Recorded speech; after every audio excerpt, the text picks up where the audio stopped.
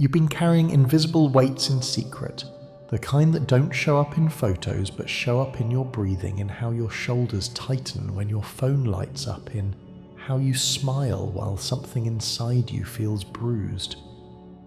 And the wild part is how normal the room looked while the pressure stayed abnormal. People smiled in your face, spoke in soft tones, even offered support, yet your spirit kept registering a different language underneath the words. Because there were voices against you, prayers against you, hopes against you, not always spoken out loud, but aimed like quiet arrows at your endurance, at your patience, at your ability to keep showing up when no one clapped. And if you've been wondering why it felt like you were fighting something you couldn't name, here. This clearly, their plan wasn't your ending. It was never your ending. God didn't waste that pressure. He used it like a furnace, not to burn you up, but to burn off what couldn't go with you, to upgrade your strength, sharpen your discernment, and anchor your identity so deep that it can't be rented by approval or shaken by rejection. This is not a message to make you bitter. This is a message to make you steady. No revenge, no chaotic proving, just purpose, precision, and peace. So if you feel tired, stay present, because this is where the weight gets named, the pattern gets exposed, and your next step gets clarified. And if this is speaking to you, do what chosen ones do. Don't scroll past confirmation, claim it. Subscribe for what's coming and comment "I will not quit," so your own words become a line in the sand. Now let's talk about the hidden war they never admitted, because the attack wasn't always loud, it was subtle, civilized, and disguised as concern.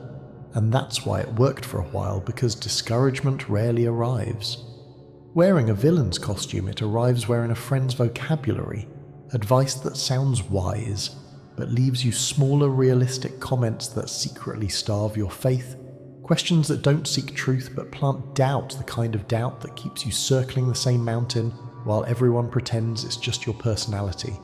It shows up as cold silence right when you needed warmth, sudden distance right when your momentum started building, energy that used to feel open becoming oddly closed, not because you changed into someone hateful, but because you changed into someone harder to manipulate.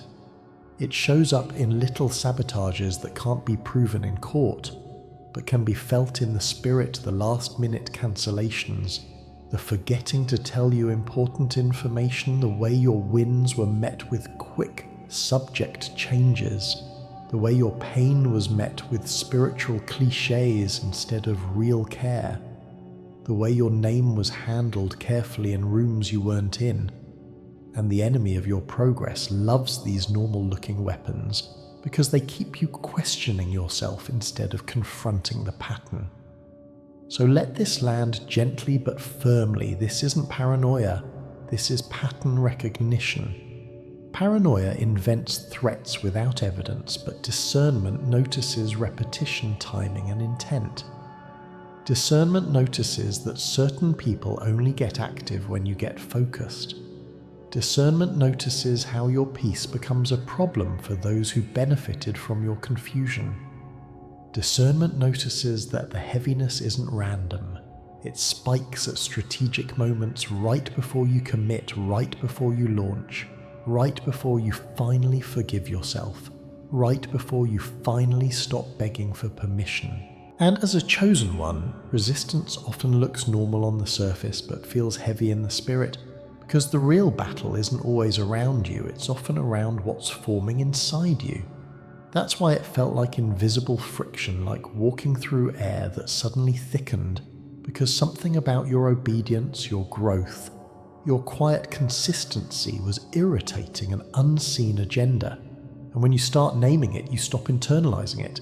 You stop saying, maybe I'm too sensitive, and you start saying, no, I'm becoming aware.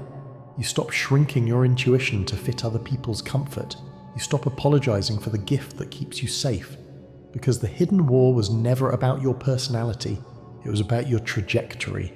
And the moment you recognize that you don't get scared, you get strategic. You stop oversharing with people who don't celebrate your healing. You stop negotiating with environments that drain you. You stop taking advice from mouths that secretly want your movement to slow down. And that leads directly into why quitting was the goal, because if you ever sat down in the middle of your calling, it would have done their work for them without them lifting a finger. Quitting would have protected their comfort, kept you small, and preserved the old power dynamic where your light stayed dim enough for their image to stay bright. Quitting would have meant they could keep the story the way they like it you, as maybe the could have been the one with potential, but no follow through, because that version of you is safe for people who built their confidence on control, manipulation, and appearances. Understand this: your calling threatened what people built on control, because your growth makes certain games stop working. When you heal, guilt doesn't steer you as easily. When you mature, flattery doesn't hook you as quickly. When you develop boundaries, access becomes earned, not assumed. And that is dangerous to anyone who prefers you exhausted, over-explaining, and eager to be accepted. So they didn't always need to beat you in public. They didn't need to destroy you with one dramatic event. They only needed you to stop believing, because a chosen one who stops believing becomes a chosen one who stops moving. And a chosen one who stops moving becomes a chosen one who starts doubting their own value. And once that happens, the enemy doesn't have to lock the door, you lock it yourself from the inside. That's why the pressure targeted your endurance, why the resistance aimed at your consistency, why the warfare came through boredom, disappointment delays, and the slow drip of maybe it's not for you. Because quitting would have kept you from discovering what God already placed in you, the kind of resilience that doesn't need applause, the kind of faith that doesn't need perfect conditions, the kind of confidence that doesn't need everyone to understand. And the moment you refused to quit, you broke the assignment. You disrupted the plan. You kept walking while your emotions were still catching up. You kept choosing discipline over mood. You kept choosing truth over noise. And that's when heaven starts treating you differently, not because you became perfect, but because you became persistent. So, if you've been feeling like the fight was oddly focused on your willingness to continue now, you know why they didn't fear your talent as much as they feared your endurance. Because endurance turns potential into reality, and reality exposes everyone who was only brave while you were still dreaming. And once you see why quitting was the goal, your spirit starts to breathe differently, because now you understand the next layer. God doesn't remove pressure. He repurposes it, and that truth is both calming and intense at the same time, because it means the resistance wasn't proof you were abandoned, it was proof you were being processed, refined, calibrated like metal in a furnace that isn't being destroyed but being strengthened until it can carry weight without bending. God often allows resistance because resistance reveals what is real. It tests the roots instead of the leaves. It shows you what kind of support is solid and what kind of support is just performance. It exposes counterfeit community that only loves you when you stay convenient, and it trains your spirit to stop depending on predictable comfort in order to obey. And this is where people misunderstand God's mechanics, because they assume love equals ease. But God's love is not fragile. It doesn't panic when pressure shows up. It doesn't rush to remove every hard moment. It uses hard moments to build an unbreakable interior. So the struggle wasn't wasted. It was training, not training for applause, but training for assignment, training to hold blessing without losing yourself, training to sit in rooms of opportunity, without shrinking, training to be trusted with influence, without becoming intoxicated by it. The point was never suffering for suffering's sake. The point was strengthening, because some doors you're about to walk through require a spine that can't be rented and a heart that can't be bribed. And God knows that if He gave you the platform before He gave you the foundation, the same pressure you're surviving now would have crushed you later. So He repurposed it. He let resistance teach you how to stand in truth without needing everyone to agree. He let the silence teach you how to hear Him without constant confirmation. He let disappointment train you to stop worshipping outcomes and start honoring obedience. He let rejection unclog your life from people who were never meant to walk with you past a certain mile marker, And when you finally see that, you stop asking, why is this happening to me? And you start asking, what is this building in me? And that question alone is an upgrade. And as that upgrade begins, you start noticing signs. You're being upgraded, not punished, because the symptoms don't always feel like fireworks. Sometimes they feel like friction. Like your soul is outgrowing the shape of its old container. Like the same conversations that used to entertain you now feel like stale air. Like old circles that once felt familiar now feel like tight shoes. And you don't even hate those people. You just can't fit there anymore without shrinking, and shrinking has become painful. You start outgrowing fake peace, the kind of peace that is really avoidance, the kind that says keep quiet, keep the vibe, the kind that asks you to accept disrespect so nobody has to feel uncomfortable, and suddenly you can't tolerate that anymore. Not because you became dramatic, but because your spirit learned the difference between peace and suppression. Your boundaries get sharper, not cruel, just clear like a line drawn with calm hands, and you stop explaining why the line exists to people who keep trying to step over it. Your discernment gets louder, not noisy like anxiety, louder like clarity, like you can sense when a compliment has a hook, when an invitation has a hidden agenda, when a check-in is actually a fishing trip for your vulnerabilities. Your patience gets deeper. Not passive deep, like a river that doesn't need to shout to move mountains over time, and you stop rushing to prove that God is working because you can feel Him working even when nothing looks different yet. You begin craving solitude and prayer more than noise, not because you're lonely, but because your spirit finally recognizes what feeds it and what drains it, and you start guarding your mind like it's sacred property, because it is. You start feeling uncomfortable in environments that used to feel normal, and that discomfort is not failure. It can be evidence of expansion, because when God stretches you, the old life starts to feel too small, and the tension you feel is the sound of growth, not the sound of punishment. Even your taste changes. You crave simplicity. You crave clean intentions. You crave conversations that have substance. You crave quiet mornings where your thoughts can settle because your inner world is being reorganized. You might notice you're less reactive but more sensitive to what's real.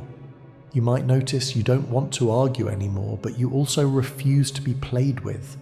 You might notice you don't need to announce your boundaries, you just live them. And while some people call that cold, heaven calls it maturity, because chosen ones don't become protected by being loud, they become protected by being aligned. And that alignment leads right into the moment you stopped begging and started building, because there comes a day, sometimes quiet, sometimes after one final disappointment, where something in you clicks and you realize you've been spending energy trying to convince people of your worth, trying to earn basic respect, trying to explain your intentions to people who are committed to misunderstanding you, and suddenly you stop. Not because you gave up, but because you woke up. You stop auditioning. You stop chasing closure from people who benefit from leaving you confused. You stop handing out access like it's charity.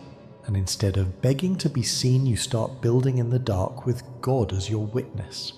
You begin conserving energy, protecting your mind, guarding your peace, because you realize your attention is currency and you've been overspending it on dead ends. You start moving with obedience over approval, and that shift is lethal to the enemy, because the enemy can handle talent, it can handle potential, it can even handle charisma, but it struggles with alignment, because alignment means you're no longer easily distracted. When you are begging, you are interruptible, you are emotionally available to anyone's opinion, you are vulnerable to manipulation through guilt and fear, but when you started building, you became focused, and focus is a spiritual weapon. You began to do the work without needing applause first. You began to choose discipline when nobody was watching. You began to move quietly, strategically, like someone who finally understands that your assignment doesn't need consensus, it needs commitment. And you can feel the pivot the way you stopped typing long paragraphs to explain yourself, the way you stopped asking, "Do you understand me?" from people who never tried. the way you stopped reacting instantly and started responding wisely, the way you started investing in your future instead of defending your past.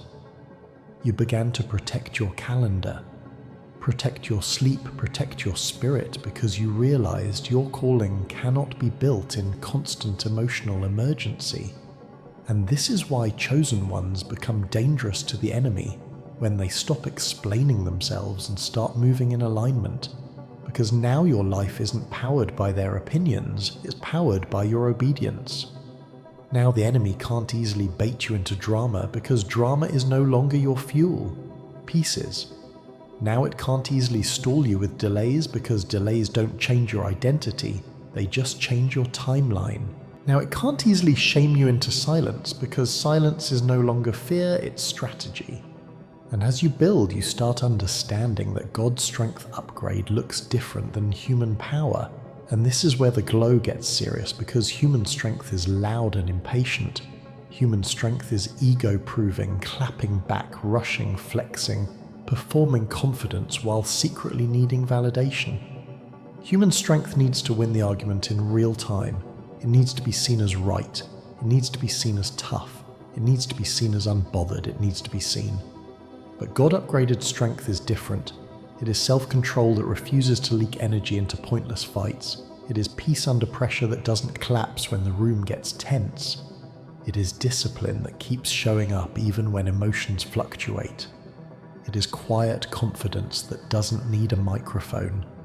It is wisdom that knows timing matters. It is restraint that can hold power without abusing it. The upgrade didn't make you louder, it made you unshakable. It didn't make you aggressive, it made you anchored. It didn't make you arrogant, it made you certain. You don't need to announce every boundary because your life communicates it. You don't need to threaten people with karma because your God is not insecure, and your justice doesn't require your hands to be dirty. You don't need to rush because what's for you has your name on it, and what's not for you can't be forced by panic. God-upgraded strength can sit in a misunderstanding and not scramble to fix the narrative. God-upgraded strength can be lied on and still sleep. God-upgraded strength can watch people underestimate you and still keep building. God-upgraded strength can feel the sting of rejection and not turn it into bitterness. It is strength with a governor on it, power with character authority, with gentleness. The kind of strength that doesn't need to dominate because it knows who it belongs to. And this is why your upgrade might have looked boring to others, because it wasn't a glow up for attention, it was a build up for assignment. It wasn't for aesthetics, it was for endurance.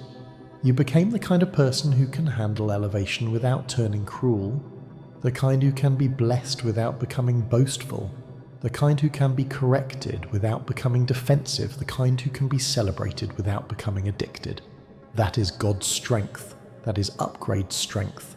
And once you're operating in that kind of strength section, 7 becomes almost inevitable, the boomerang effect, without you throwing it, because when God upgrades you, He also teaches you the holy art of not taking the bait. You start realizing you won't need revenge, because God handles exposure, accountability, and reversal in ways that don't compromise your spirit. You don't have to chase people down to make them admit what they did. You don't have to run a smear campaign to clear your name. You don't have to become who hurt you just to feel powerful for a moment. God's justice is not always loud, but it is precise, and it is timed, and it is clean. What people send into your life returns to its source, not because you wished harm, but because spiritual laws don't sleep. Seeds don't disappear, they grow, and everyone eventually eats from what they planted. So the same energy that tried to drain you starts exposing them. The same manipulation that worked on others stops working in the light. The same image they protected starts cracking under the weight of truth, and you don't even have to touch it. You just keep walking in alignment, and alignment acts like sunlight. It reveals what was hidden without you announcing anything. And this is the part that humbles you, because you realize God defended you while you were still learning how to defend yourself. God was closing doors that would have delayed you. God was removing counterfeit support that would have betrayed you later. God was allowing certain people to reveal themselves so you wouldn't have to keep guessing. That's why you don't need revenge. Revenge is what people reach for when they believe the universe is unmanaged, but you know better now. You know there is a judge who sees the secret rooms. You know there is a shepherd who counts the tears. You know there is an architect who can rebuild what was damaged. And you know that restoration is louder than retaliation. So what they tried to bury becomes a platform for you, not because you exploited pain, but because God specializes in turning wounds into wisdom and lessons into leadership. What they tried to diminish becomes the very proof that you are sustained by something higher than human approval. What they tried to block becomes rerouted into a better door, and one day you look up and realize you're standing in a place you didn't force, you didn't beg for, you didn't manipulate your way into, and that is how you know it's God. And the boomerang effect is not you plotting, it's you staying clean, staying faithful, staying focused and watching heaven handle what you refuse to handle in the flesh. Because the chosen one's victory is not that everyone gets punished publicly. The chosen one's victory is that you get restored inwardly, and the world eventually has to adjust to the person you became under pressure. The person who learned peace, the person who learned restraint, the person who learned discernment, the person who stopped begging and started building the person who doesn't need revenge. Because their life is the testimony, their consistency is the receipt, their growth is the evidence, and their God is the explanation. And now that you can feel the difference in your spine, in your breath, in the way you don't crumble the way you used to, the question becomes practical and holy at the same time. Because what to do now that you're stronger isn't just celebrate, it's steward, it's protect, it's stay aligned. It's keep the fire without letting it burn the wrong things. So hear this like a quiet command wrapped in comfort. Stay consistent in prayer, not as a performance, not as a panic button, but as daily oxygen. Because prayer is how you keep your inner world clean when the outer world gets noisy. Prayer is how you keep your mind from becoming a marketplace for every voice that wants to rent space in your thoughts. Protect your routines like they are sacred architecture, because they are. And the enemy doesn't always attack you with obvious chaos.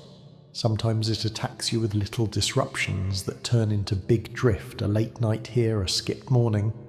There are just this once habit that slowly eats your clarity. So anchor your day with something steady. A few minutes of stillness before the screen, a short scripture or affirmation you repeat until it becomes muscle memory. A walk where you talk to God without rehearsing your pain, a notebook where you pour out what you can't say to people. Limit access to your energy and don't apologize for it, because not everyone deserves front row seats to your healing. And the stronger you become, the more you must understand that energy is not infinite. You can love people without letting them drain you. You can forgive people without letting them return to the same level of access. You can be kind and still be guarded. Stop sharing plans with unsafe people, not because you're arrogant, but because you're wise. Some people don't sabotage you with action. They sabotage you with atmosphere, with doubt disguised as real talk, with passive jokes that poison momentum, with questions that pull you into explanation mode again, and you didn't come this far just to hand your blueprint to someone who enjoys watching construction fail. Keep moving even if you feel unseen, because heaven often hides chosen ones in plain sight during preparation, and visibility is not the same thing as victory.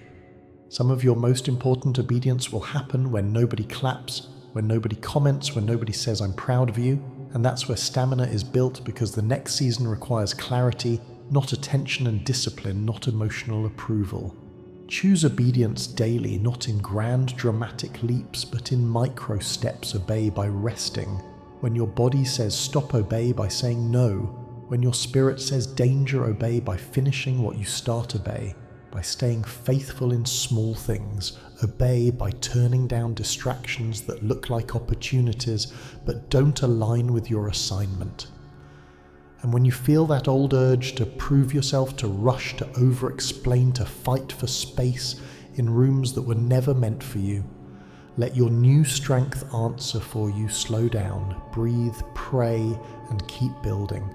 Because your strength is not just for surviving the storm, it's for steering the ship after the storm, and that's a different responsibility.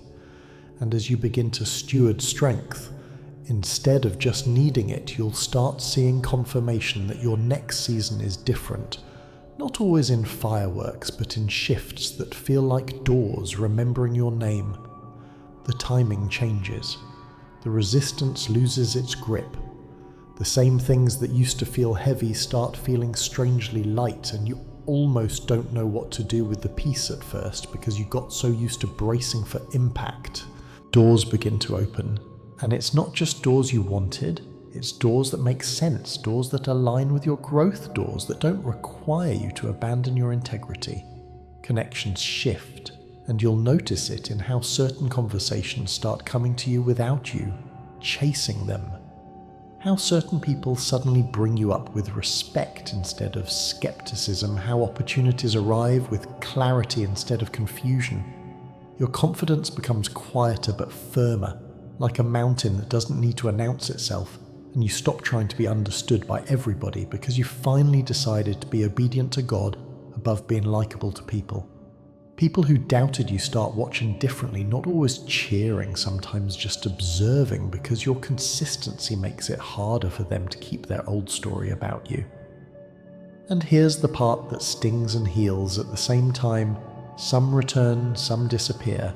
Some people come back with sweet words and nostalgia, trying to re-enter your life at the old level, and you will feel the test right there because your new season will require you to remember what God taught you.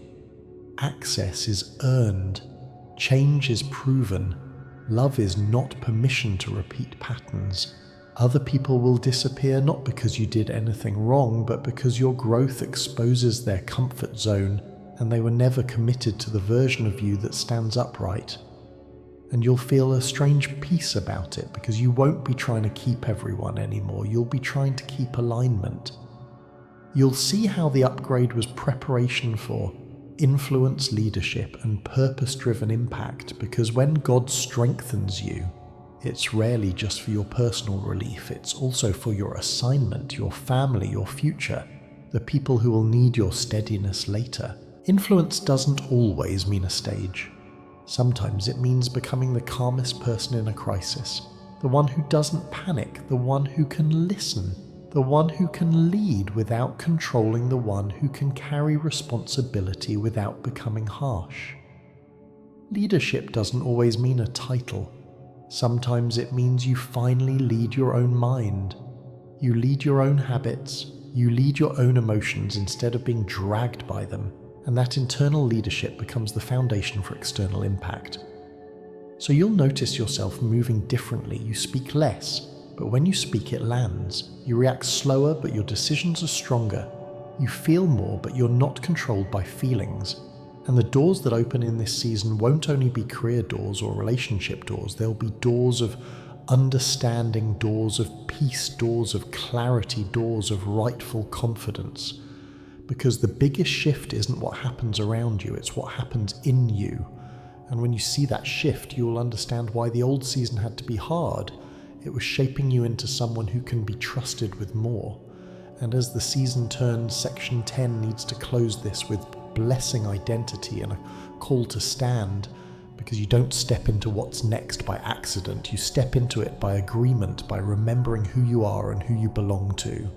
So let this identity settle into your bones. You're not fragile, you're forged. You're not a soft target for every storm. You are the result of pressure that didn't break you. You didn't survive by luck, you survived by grace. And grace doesn't just save, it strengthens, it teaches, it matures, it rebuilds, it upgrades. The fact that you're still here is not random. The fact that you can still love after what you've seen is not normal. The fact that you can still hope after what tried to drain you is not human. It's divine assistance working in your wiring. And now you're being invited to stand up again, not in anger, not to prove anything, not to fight everybody, but in authority and peace. Because authority isn't loud, it's settled. Authority isn't bullying, it's boundaries. Authority isn't revenge, it's restraint. Authority is knowing you don't have to match people's energy to win, because God didn't upgrade you to become reactive. He upgraded you to become steady. So stand up in the morning with prayer even if your emotions are slow. Stand up in your decisions with wisdom even if others don't understand. Stand up in your boundaries with kindness even if people call you distant. Stand up in your discipline with patience even if results take time. Stand up in your calling with humility, but don't shrink it to fit other people's comfort. And when the old voices try to pull you back into doubt, when you hear that whisper that says maybe you're doing too much, answer it with your new identity. Know I'm becoming who I'm called to be.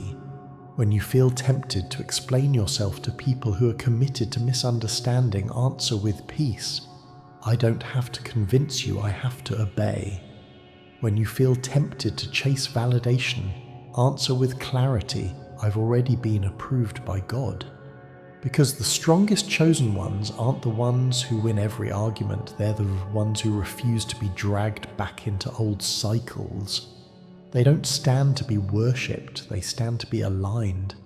They don't stand to punish people, they stand to protect purpose. And that's your call now. Not to become hard, but to become anchored, not to become cold, but to become clear, not to become vengeful, but to become untouchable in spirit, because you've learned how to keep your hands clean while God handles what you can't fix. And as we wrap this, let the conclusion hit like a simple truth that doesn't need extra decoration. They prayed you would quit, but God answered with strength. They aimed at your endurance, but heaven used it as training. They tried to make you sit down, but God taught you how to stand. And you don't need revenge, because your life is becoming the evidence, your peace is becoming the proof, your progress is becoming the reply. Let them watch, let them wonder, let them talk. You're not here to manage their opinions, you're here to fulfill your assignment. So keep going, chosen one, even if it's quiet right now, because quiet seasons often come right before public fruit. Keep building, keep praying, keep protecting your spirit, keep choosing obedience. And if this message matched what your soul has been feeling, drop one word in the comments right now, upgraded or strength. So you mark this moment as a turning point, then subscribe and share it with another chosen one who needs to remember. They're not being punished, they're being prepared.